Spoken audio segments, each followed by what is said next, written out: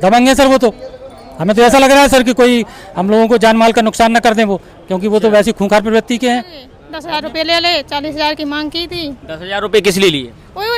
कार्रवाई रोकने के। डीएम साहब से अभी छठवां बार आए हैं सर, वो आश्वासन देते कि ठीक है जाओ तुम्हारी कार्रवाई होगी, कार्रवाई नहीं हो रही सर। वहाँ तक तहसील में से नहीं बढ़ रही बात सर। कहाँ जा रहे हैं, कहाँ बच्चे को ले जाए, कहाँ त्योहार पे जाए मनाने, दीपावली है, होली है, किसके घर पे मनाए दिवाली तो होली। मसाला 2 बोरी का रखा सर वहीं पे, वही सना हुआ मसाला, वो तक नहीं लगने। हमने कहा सर ये तो लग जान दो, मसाला बर्बाद हो जाएगा। बोले नहीं नहीं 1 ईंट नहीं लगने देंगे तुमको, तुम्हारी इतनी औकात नहीं है। लेबर मिस्त्री को भी बहुत धमकाया, वो भी घबरा गए। मतलब वहाँ पे अफरा तफरी का माहौल इतना हो गया कि हम लोग सर बहुत डरने लगे, कभी पुलिस के चक्कर में पड़े नहीं सर। नमस्ते, मेरा नाम है धर्मेंद्र, आप देखना शुरू कर चुके हैं द न्यूज़ तंत्र। अभी हम खड़े हैं झांसी के कलेक्टर परिसर में और अब हमारे साथ देख रहे हैं एक छोटा सा परिवार खड़ा हुआ है।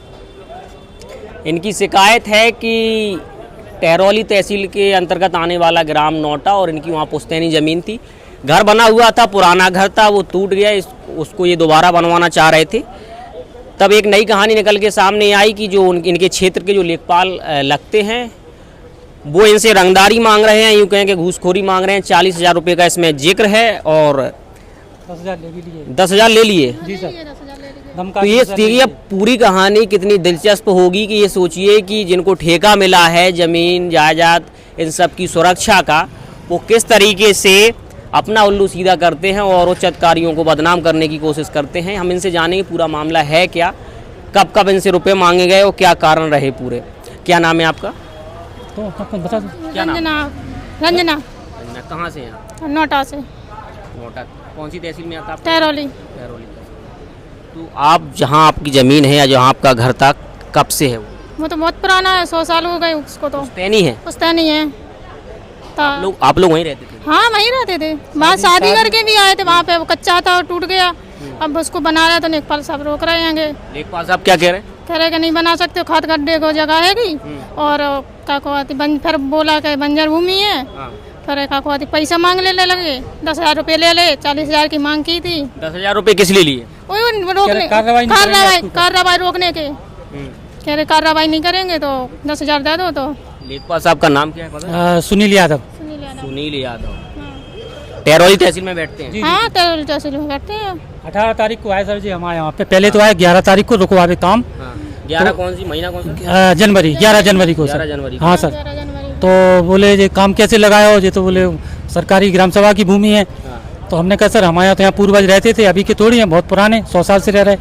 बोले नहीं हमें उससे मतलब नहीं, बोले तुम ग्राम सभा की जगह में निर्माण कर रहे हो तो बोले इस पर नहीं बना सकते हो। फिर अकेले में ले जाके बोले एक काम करो 40,000 रुपये दे दो और मामला तुम्हारा रफा दफा कर दें, फिर बनाते रहो, कोई नहीं रोकेगा तुमको।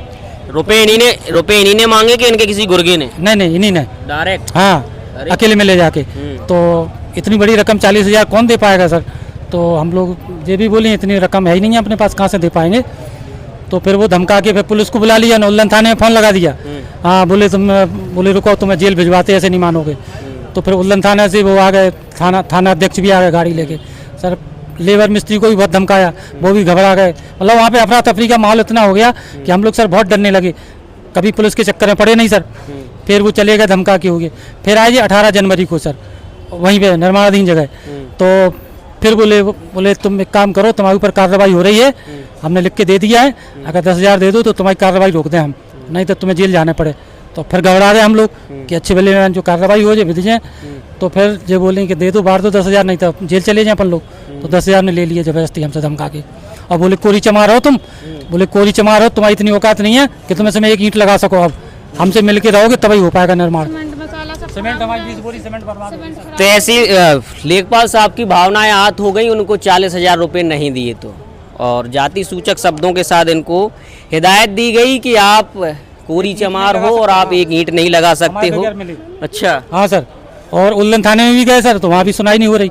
एक रमाशंकर तिवारी हैं एसओ साहब, वो तो उनके पास गए तो कह रहे थे नहीं, बोले ऐसे थोड़ी तुम्हारे कहने से हम लिख लेंगे FIR। बोले पहले हम पता करेंगे कि क्या है मामला, तुम ऐसी झूठी कह रहे हो। तो हमने सर पता कर लो आप पहले, उन्होंने नहीं लिखी। इसकी शिकायत फिर कहाँ की आपने? सब यहाँ करे, जहाँ टहरौल गए, SDM ना गए, उल्लन गए, नहीं हो पाई सर। वो मिले थे नायब तहसीलदार दीपक कुमार, तो उनको पूरी बात बताई थी सर, लेकिन उनने सही जांच नहीं की सर। लेकिन हमसे बोला था कि सर हम अभी वर्तमान में झांसी में रह रहे सर, और जब भी आप आओ तो बता के आना। तो उनने क्या किया, लेखपाल से मिलके अकेले में आ गए, झांसा दे के अकेले में नाप जोक करके अपने ले गए मनमर्जी के हिसाब से, और बस बोले ठीक है, बोले हमने कर ली तुम्हारी जाँच और रिपोर्ट लगा दी, आख्या दे दी, और उसमें दिखा रहे बंजर भूमि।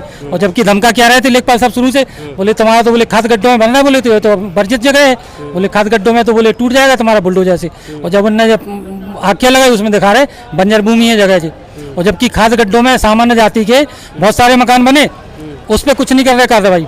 बोले नहीं उस पर हमें कोई मतलब नहीं है, तुम्हारा रोकेंगे हम तो निर्माण, बोले हमें उससे मतलब नहीं है। क्या लगता है कि लेखपाल साहब की भावनाएं हाथ हो गई? हाँ सर बिल्कुल लग रही, बिल्कुल लेखपाल साहब की भावनाएं हाथ हो रही सर, बिल्कुल उनका यही है, दबंग है सर वो तो। हमें तो ऐसा लग रहा है सर कि कोई हम लोगों को जान माल का नुकसान न कर दें वो, क्योंकि वो तो वैसी खूंखार प्रवृत्ति के हैं। हाँ धमके, वही, अरे नेचर ही उनका वो अलग है। बोले कोरी चमार, बोले तुम्हारी इतनी औकात नहीं है कि तुम यहाँ 1 ईंट लगा सको। मसाला 2 बोरी का रखा सर वहीं पे, वही सना हुआ मसाला, वो तक नहीं लगने। हमने कहा सर ये तो लग जान दो, मसाला बर्बाद हो जाएगा। बोले नहीं नहीं 1 ईंट नहीं लगने देंगे तुमको, तुम्हारी इतनी औकात नहीं है, पूरा बर्बाद रखा मसाला। एक दिन वही आए थे तहसीलदार साहब देखने 14 तारीख को, उनको बताया, मैं भी अफसोस हो रहा था कि यार इतना मसाला बर्बाद हो गया। सीमेंट की 15-20 बोरी रखी अंदर, वो भी सेट हो गई इन्हीं के चक्कर में, वो नहीं लग पाई सर, ऐसी डली। डीएम साहब से कितनी बार मुलाकात? डीएम साहब से अभी 6वां बार आए हैं सर, वो आश्वासन देते कि ठीक है जाओ तुम्हारी कार्रवाई होगी, कार्रवाई नहीं हो रही सर। वहाँ तक तहसील में से नहीं बढ़ रही बात सर। क्या चाहते हैं अब झांसी प्रशासन से? हम ये चाहते सर डीएम साहब से और प्रशासन से कि हमारे साथ न्याय हो और लेखपाल साहब के ऊपर सर सख्त कार्रवाई हो, क्योंकि इन्होंने हमें बहुत प्रताड़ित किया है सर, बहुत दुखी है सर हम। हमारा यही घर था और कोई दूसरा घर भी नहीं है। कहाँ जा रहे हैं, कहाँ बच्चे को ले जाए, कहाँ त्योहार पे जाए मनाने, दीपावली है, होली है, किसके घर पे मनाए दिवाली तो होली। एक पीड़ित परिवार आपके कैमरे के सामने और जिसे आप सुन रहे हैं और देख रहे हैं, और ये कोई नई बात नहीं है। झांसी की बात हम इसलिए कर रहे हैं कि झांसी में जितने भी लेखपाल होंगे उनकी आए दिन किसी न किसी लेखपाल की कहानियाँ सामने आती हैं। हो सकता है कुछ उसमें अच्छे लोग भी हैं, लेकिन बुरे लोग कुछ ज़्यादा हैं, क्योंकि आए दिन ये कहानी निकल के सामने आती है। अगर उनकी मन मर्जी मुताबिक उनको रुपये ना दिया जाए या उनकी ना सुना जाए तो वो पूरी कहानी बदल देते हैं और आपको कोशिश करते हैं कि आपको क्रिमिनल प्रवृत्ति में आपको घेर के और आपके उस पूरे प्रपंच में आपको फंसा दिया जाता है। फिलहाल अभी के लिए इतना ही। आप जुड़े रहिए द न्यूज़ तंत्र के साथ। मेरा नाम है धर्मेंद्र, कैमरे के पीछे गौरव। धन्यवाद। द न्यूज तंत्र बुंदेलखंड का उभरता हुआ एक ऐसा चैनल है जो बेबाक और निष्पक्ष तरीके से जनता की समस्याओं को उठाता है। आप अपनी समस्याओं को दिए हुए व्हाट्सएप नंबर पर भेज सकते हैं। साथ ही आप अपने किसी स्टार्टअप या अपने बिजनेस का प्रमोशन हमारे चैनल के जरिए करा सकते हैं। खबरों को देखने के लिए फेसबुक या यूट्यूब पर द न्यूज तंत्र टाइप करके सर्च करें और खबरों से जुड़ जाएं। वीडियो पूरा देखने के लिए आप सभी का धन्यवाद।